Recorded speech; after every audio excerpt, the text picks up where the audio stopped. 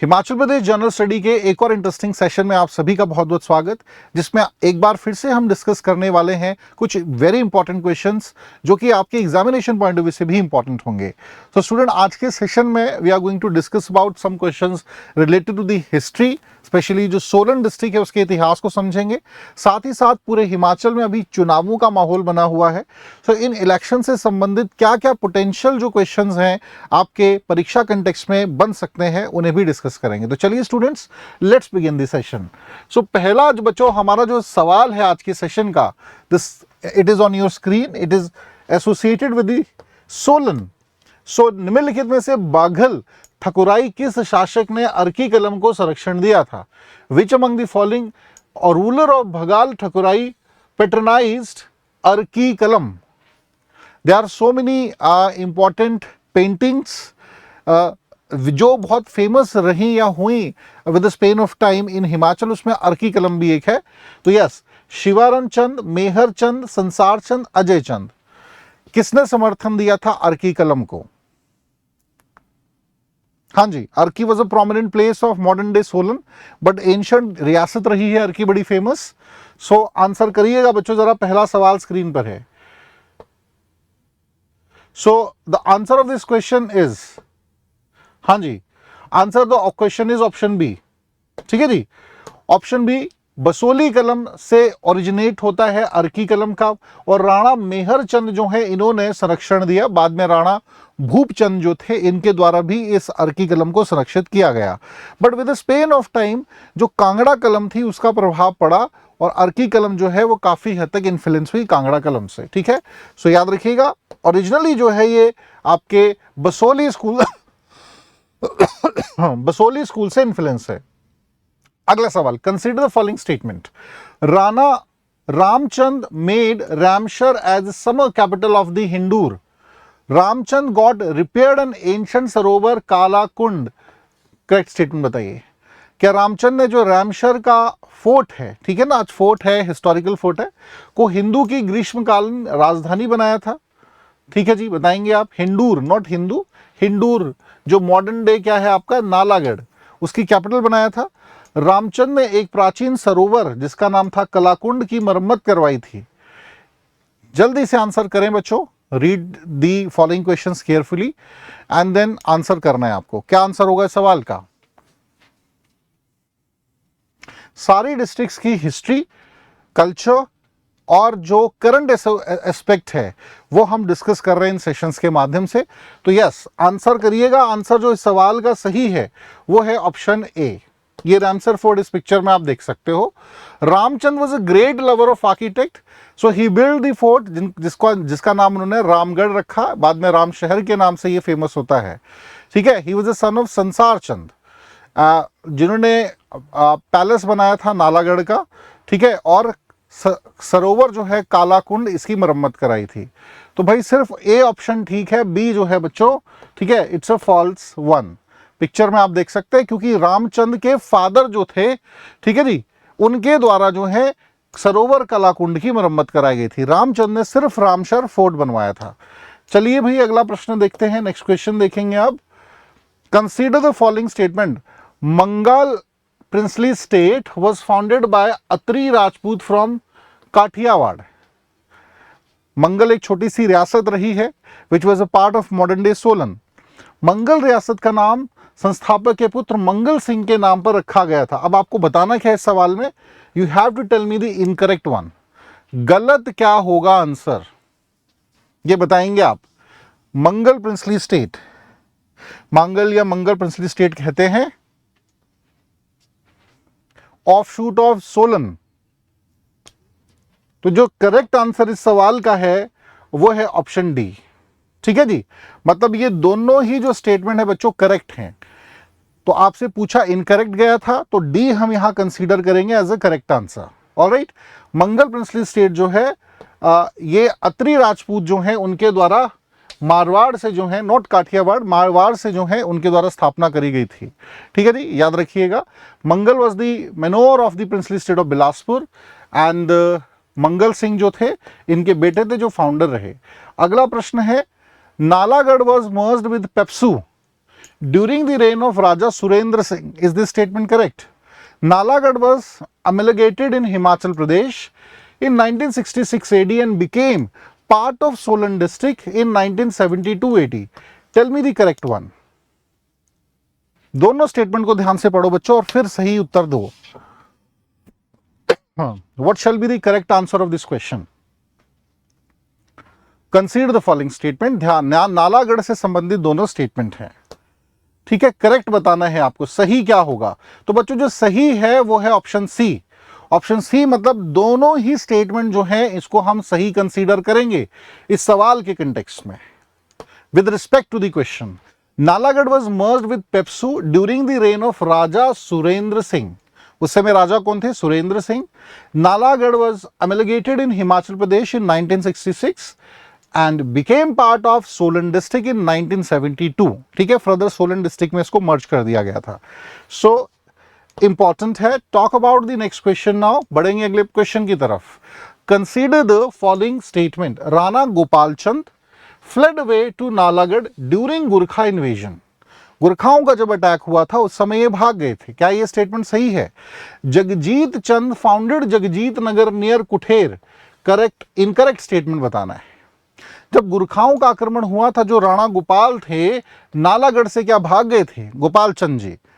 और जगजीत चंद ने कुठार इज या कुठेर कह देते हैं हम, के पास जगजीत नगर की स्थापना करी.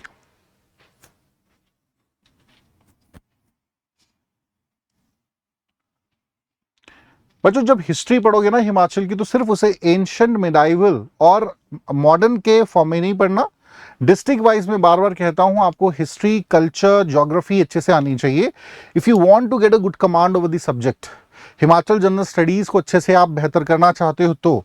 और पैरेलली जो मैं मेंस ओरिएंटेड सेशन डिस्कस कर रहा हूं बच्चों, मेरी कोशिश है कि हिमाचल के हर एस्पेक्ट से रिलेटेड जो है सवाल में ले आऊं. ज्यादातर करंट ओरिएंटेड टॉपिक्स रहते हैं तो उन्हें जरूर देखा करो. जैसे कि previous the topic what I discuss was the panchayati raj. जो अभी इलेक्शंस होने की पूरी मतलब होने ही है चुनाव, लेकिन एक जो चुनावी माहौल बना हुआ है और कौन कौन से वो इंपॉर्टेंट डेटाज हैं which are actually important for your exam. तो ऐसे इंटरेस्टिंग सेशंस को जरूर देखा करो और ये मेंस में ना आपके बहुत काम आएंगे जब आप मेंस में आंसर राइटिंग करोगे. चलिए बच्चों प्रश्न देखते हैं, आंसर देखते हैं. इनकरेक्ट पूछ रहे हैं आप. सो डी यहां पर मैं कहूंगा सही आंसर इस सवाल का, नन ऑफ द अबव. ठीक है ना, क्योंकि अगर हम पहला स्टेटमेंट देखें, so Kuthar in early time seems to have been tributary to Nalagarh and Bilaspur, and at the time of Gurkha invasion Kuthar was tributary to Kyonthal, और उस समय राणा गोपाल चंद का शासन था. Kishan Chand in the memory of his father founded Jagjit Nagar near Kuthar. तो दोनों statement क्या होगी बच्चों? ये गलत हो गई. पूछा आपसे जो गया था उसके अपोजिट होगी, तो हम क्या कहेंगे? None of the above.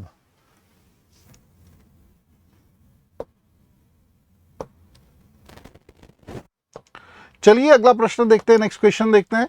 Which among the following place was the headquarter of the Gurkhas when they fought with Kangra chief Sansar Chand second and Maharaja Ranjit Singh. तो क्या आंसर करोगे? भगात, बेजा, कुनिहार, अर्की. निम्नलिखित में से कौन सा स्थान गुरखाओं का मुख्यालय था जब उन्होंने कांगड़ा प्रमुख संसार चंद सेकंड और महाराजा रणजीत सिंह के साथ लड़ाई लड़ी थी? जल्दी से आंसर करेंगे भाई.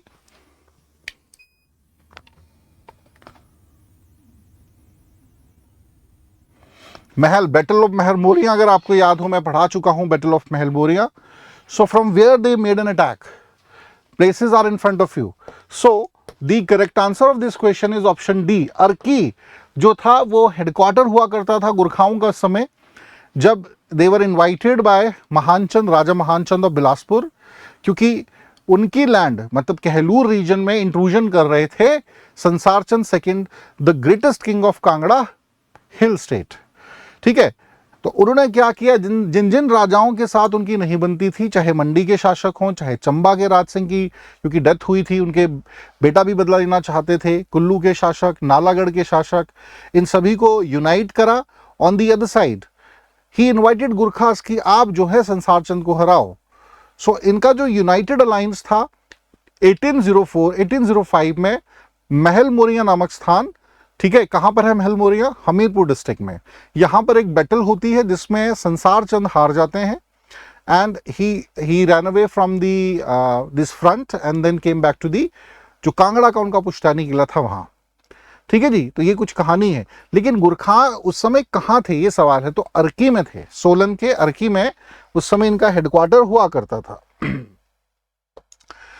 Next question, which among the following ruler of the Bhagat Thakurai change surname from Pal to Singh? हाँ जी, राजेंद्र सिंह, दलील सिंह, महेंद्र सिंह या दुर्गा सिंह? अपना सरनेम पाल से सिंह कर लिया था। हाँ जी, भगात ठकुराई के किस शासक ने अपना नाम बदला था, सरनेम चेंज किया था?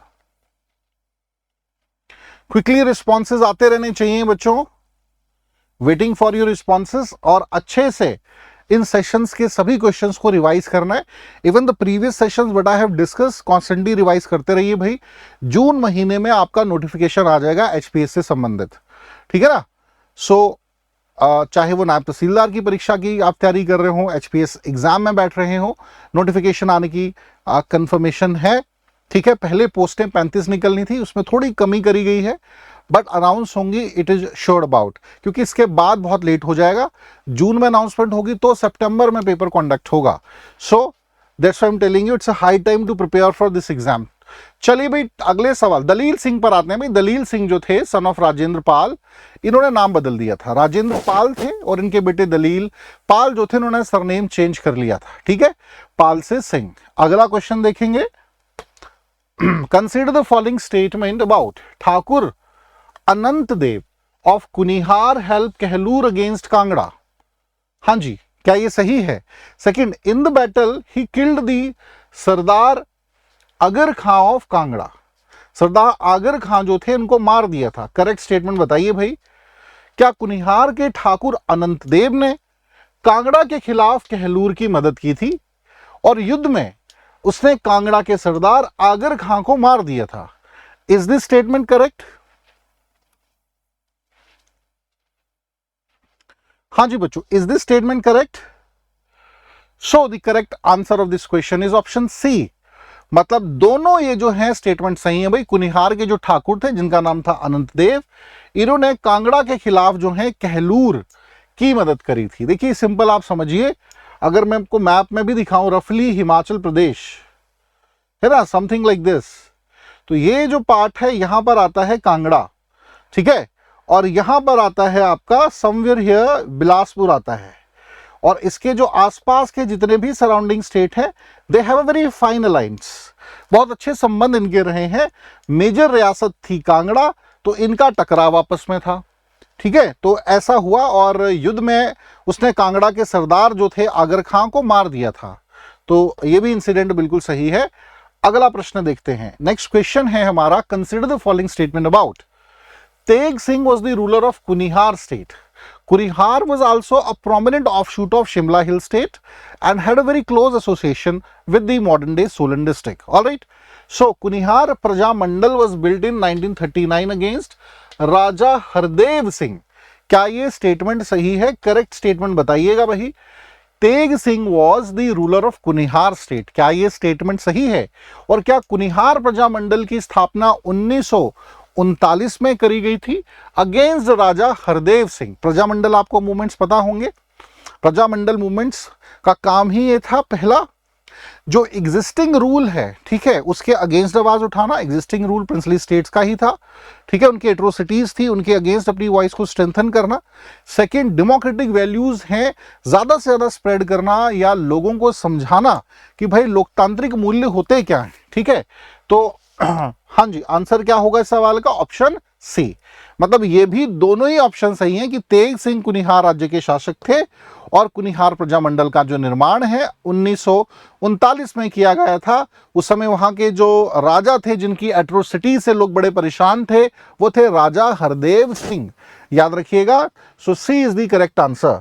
बच्चों ये कुछ इंपॉर्टेंट क्वेश्चंस हैं और एग्जाम में आप एक्सपेक्ट कर सकते हो यहां से सवाल। एक और सवाल है भाई, consider the following statement about Amir Chand. Amir Chand was appointed as manager of Raja Narendra Singh of Mahlog, ठीक है। Mahlog is also small offshoot, छोटी छोटी बहुत सी रियासतें रही हैं in 1936, second, Thakur Lalitendra Chand hold Mahlog Thakurai in 2000, सन 2000 में क्या इस रियासत के जो इंचार्ज थे या राजा थे वो ललितेंद्र चंद थे? आपको बताना है बच्चों, ऑप्शन दोनों समक्ष है आपके, ध्यान से पढ़िए ऑप्शंस को और आंसर करेंगे आप। क्या सही उत्तर होगा इस सवाल का?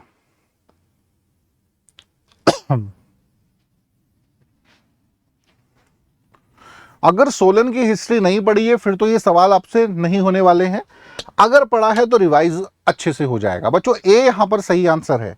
इसका क्या अर्थ हुआ कि अमीर चंद जो थे, ठीक है, 1936 में महलों के राजा नरेंद्र सिंह के प्रबंधक के रूप में नियुक्ति थी इनकी, और इन्होंने बहुत बेहतर तरीके से काम किया for the upliftment of the state, इनका रोल रहा।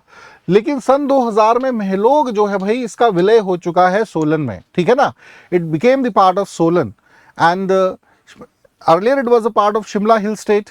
तो महलोग जैसी अब कोई रियासत है ही नहीं, तो सन 2000 में हम इस स्टेटमेंट को सही नहीं मानेंगे, ठीक है, कब्जा करने की तो बात होगी ही नहीं। तो यहां पर सिर्फ पहला स्टेटमेंट सही था।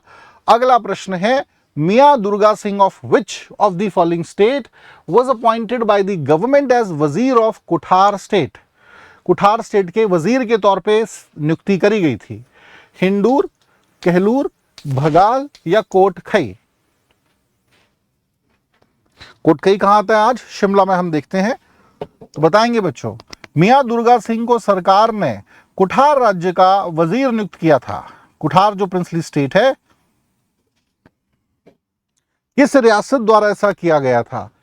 तो जो सही आंसर बच्चों इस सवाल का होगा वो है ऑप्शन डी, ठीक है। 1895 की घटना है कोटखई, ठीक है जी। 1895 when the Kuthar state was the verge of bankruptcy, मतलब बहुत ज्यादा दिवालिया निकलने वाला था।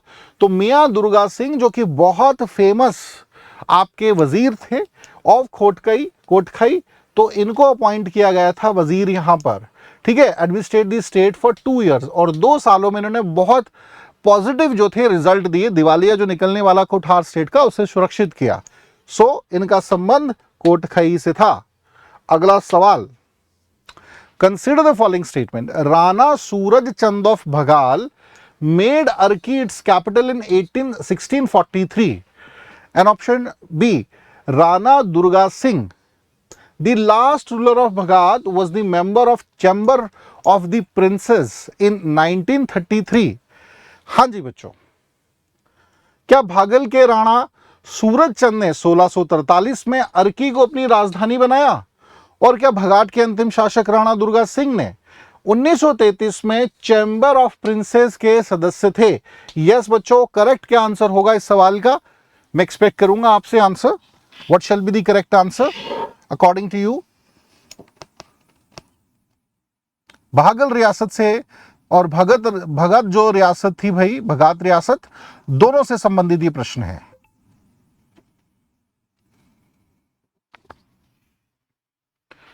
So yes, what shall be the correct answer? So I could say here according to the question the correct answer is option B, ठीक है। So Rana जो सभा चंद हैं, सभा चंदो भगाल, मेड अर्की कैपिटल 1643 में, और जो राणा दुर्गा सिंह है ये अंतिम शासक थे भगात के, was the member of the chamber of princess in 1933। Alright, चलिए अगला प्रश्न देखेंगे, नेक्स्ट क्वेश्चन देखेंगे अब। कंसीडर दी फॉलोइंग, ये बच्चों कुछ जो हिस्ट्री के सवाल थे अब यहां समाप्त होते हैं। अब जो पंचायती राज चुनावों का माहौल हिमाचल प्रदेश में गरमाया हुआ है, या जो भी फैक्ट्स इससे संबंधित बनते हैं या जुडिशियल प्रोसीडिंग्स हैं, उनसे संबंधित क्वेश्चंस क्या हो सकते हैं, रिलेटेड क्वेश्चंस क्या हो सकते हैं, let it check it out. So consider the following statement regarding women's participation in panchayati raj institution in Himachal Pradesh. पहला स्टेटमेंट है, Himachal Pradesh mandates 50% reservation for women in PRIs, but women now constitute approximately 58% of total elected representation। मतलब कुल जो आपका total representation है उसमें 58% अब क्या है, महिलाओं का रिप्रेजेंटेशन है। ऑलराइट, जबकि बात अगर हम करें पुरुषों की, पुरुषों से कहीं अधिक है, मतलब बढ़ गया। क्या ये स्टेटमेंट सही है?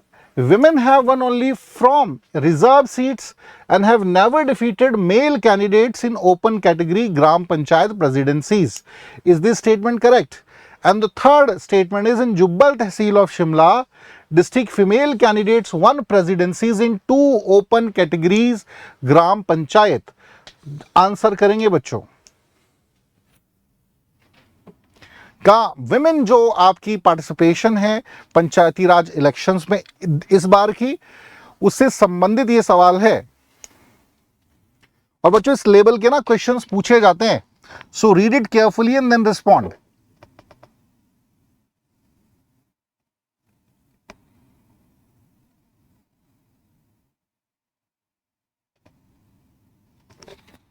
हाँ जी, तीनों स्टेटमेंट्स को ध्यान से पढ़ना है, फिर आंसर करना है।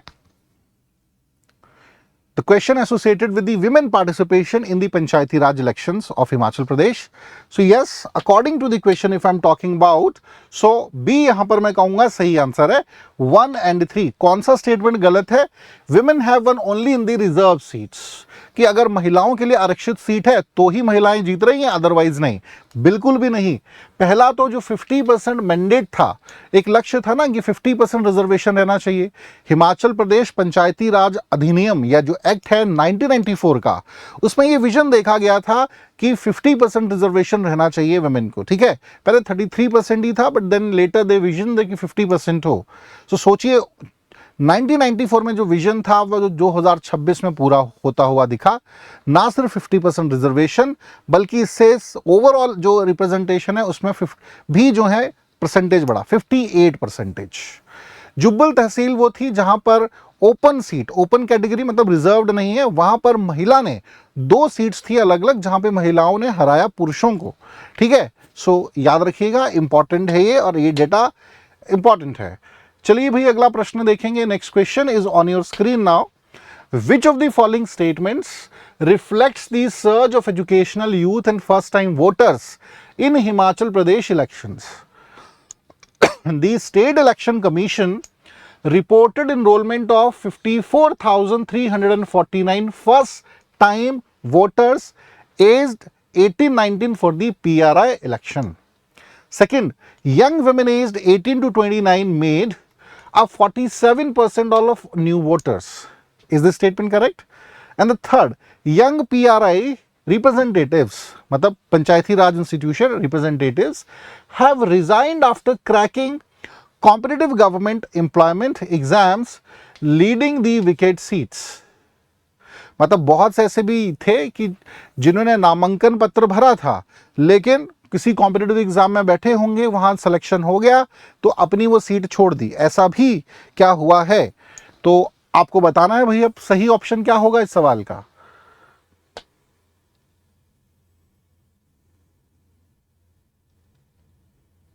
हाँ जी, ध्यान से पढ़िए, स्टेटमेंट थोड़ी लंबी है और ये डाटा बड़ा ऑथेंटिक है बच्चों और इंपॉर्टेंट भी है। तो भाई यूथ की भी पार्टिसिपेशन जो है इस बार चुनावों में बढ़ी है। पहले आंसर देखेंगे, then I will discuss it. So the correct answer is option C 1, 2, 3। ठीक है भाई, तीनों ही स्टेटमेंट ये सही हैं। पहला स्टेटमेंट है भाई कितनी फर्स्ट टाइम वोटर्स कितने हैं इस बार? 52,349। ठीक है, जिनका जो एज है 18-19 साल की है, 18 से 20 साल के बीच में है। ठीक है, और यंग जो वुमेन है 18 से 29 साल, इनका परसेंटेज कितना है? 47% ऑफ न्यू वोटर्स, मतलब ऑलमोस्ट 50% रखिए। 25,000 के आसपास जो है वो लड़कियां हैं जो वोट देने वाली हैं पहली बार। और इसके अलावा बहुत से ऐसे बच्चे भी हैं जिन्होंने नामांकन पत्र भरा होगा, but they have cracked the competitive exam and then left the seat. तो अभी विकेट है। चलिए,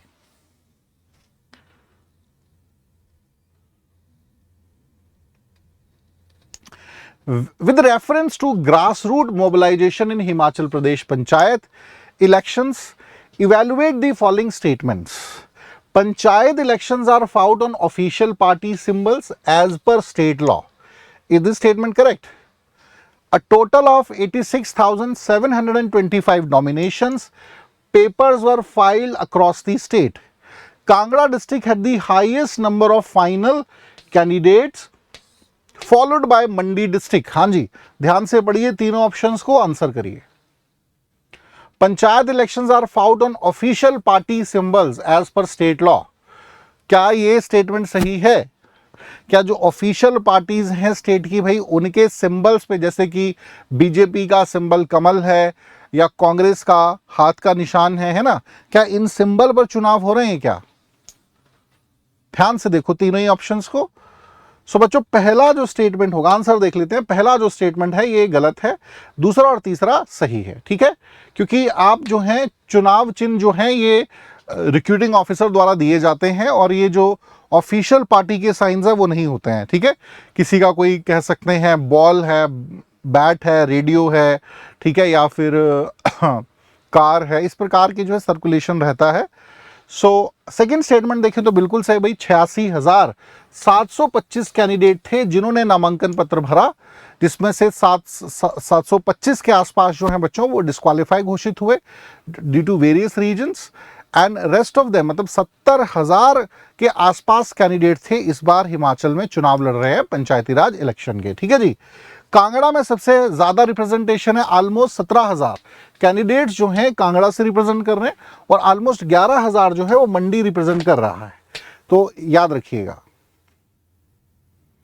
talk about the next question now, which of the following statement about judicial accountability and disqualification norms are correct? The State Election Commission rejected 793 nomination papers due to non-compliance with statutory norms.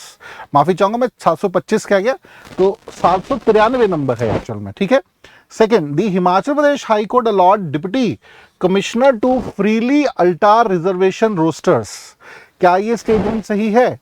और third, candidates links to drug offences under the NPDS Act can still contest if they have local support. Yes, तो answer करिए जरा। हाँ जी बच्चों ध्यान से पढ़ो, डाटा इंपॉर्टेंट है ये।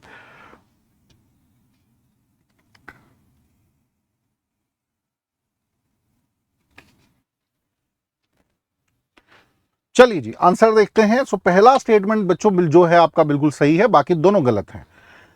पहला स्टेटमेंट क्या है भाई, 793 जो है नॉमिनेशन रिजेक्ट हुए हैं इस बार।